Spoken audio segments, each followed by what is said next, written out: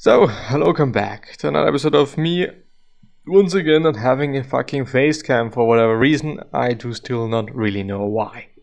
Having probably some issues with the drivers, but I'ma solve it someday, I guess, I hope. But as you can see today we are, I should actually indeed turn it off, or at least on vibrate. We are gonna go through some Reddit things. Most often we can find some hella cool, amazingly interesting questions. Sometimes we not. Oh, so sometimes we not, yeah. Sometimes we can't. But it is fine, it is okay. So let's actually see. How can you keep pushing and get better when people give you scientific proof you can't? My weight has been the bane of my existence. Being around 5'6", 5'7" as a man already sucks. On top of that, I'm 5'8", 2 or 8.5 or whatever you. No, it's probably not going to be a half, but 8'2", something like this, I guess. And so I'm not the tallest person there is, and well, it's fine, you know. It's really okay. I have tried staying positive and tried for over a year to lose weight. I have gained pounds instead. I have consistently lifted for over a year, went to exhaustion from lifting and came back from ER and even lifted on the same day. I've been watching my diet hard, including seasonings and sauces, and calculate my TDEE 5 times a day and stay 500 calories below and still no progress. I went to doc and my labs are normal. My labs are normal? My stats maybe, or you probably know what I mean, or he means. I went to weight loss consultant and they tell me I need to do just cardio today, and for my weight, my ideal weight is 110 pounds. I asked what if I enjoy lifting and they told me for a science perspective someone overweight and my height can't ever expect to get a muscular and average lean body. What's the point of even pushing? Wait? What? What? I enjoy lifting and they told me from a scientific perspective, someone overweight and my height can't ever expect to get a muscular and average lean body. Like, why? You know? Why? I wonder what the comments are saying, because, you know, this for me sounds like utter bullshit. Like, just real fucking bullshit. If you're 5'6", how is your ideal weight 110 pounds? At 110 pounds, you'd be considered underweight according to BMI. This is also a thing that I thought about. Agreed, I'm a 5'6" woman and I weigh 135 pounds. And people tell me I'm skinny all the time. Haven't weighed 110 since middle school, lol, that is so unrealistic. Yeah, I double checked that for sure. There are lots of sources online that can give you ideal weight for your height and body type.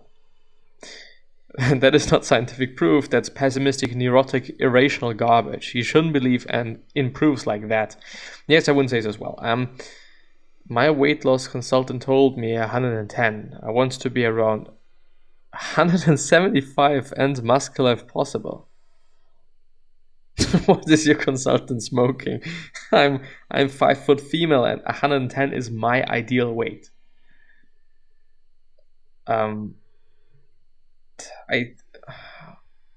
Maybe it's some typos. I don't fucking know. Maybe it's just maybe this person's from another country and so the metrics are different there, and they're just calculating it then in pounds, just, you know, for the sake of having a better, I don't know, having better advice here. I don't know, maybe there have been some mistakes, but also saying, like, you can't expect to get a muscular and average lean body because of your height. Like, why not? I mean, and this is actually good proof, I would say, saying something like, yeah, I am 500 calories below what I actually need, and so on and so forth, and yada yada yada. If this is indeed the case, and if this person is really indeed doing so and weighing everything, and there are no kind of hidden sources of extremely high calories, which, you know, sometimes can be the case. You know, nobody's perfect, and Also, estimations of calories on packages, they're just estimations as far as I know. Relatively good estimations, so one can somehow stick to them. But I don't know, like, it is calories in, calories out. It is the thermodynamics. It's what it is. If you are indeed expending more calories than you're eating, then you're losing weight, because some energy, so your body needs to use some energy, and fat is basically energy stored, and this is then what is being burned around the lines. So I wouldn't really believe in that. Why is Reddit doing this to me? There we go. Looks cool. I like it, Picasso. What's okay to steal? Hearts. Long time practicing Stoics. Long time practicing. Reading the same thing 3 times in a row. That's amazing. Are there some mental attitudes or perceptions from non-Stoics that just make no sense to you or kind of shocks you? For context, I've been practicing Stoicism almost every day for a year now and constantly remind myself of the same passages or passages, I don't know, and quotes etc. Yesterday I met a bunch of new people and it was all very fun. Let's let the page load. But some of the things these people said, let me actually remember that it's probably better there. Somehow isn't.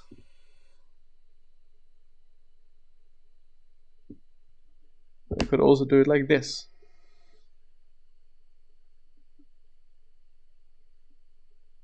Well, anyway, for context, I've been practicing Stoicism, blah blah blah blah. These people said just totally didn't resonate with me. One person talked about how we as people need validation from other people, and I just said, is this okay to do it like this? No.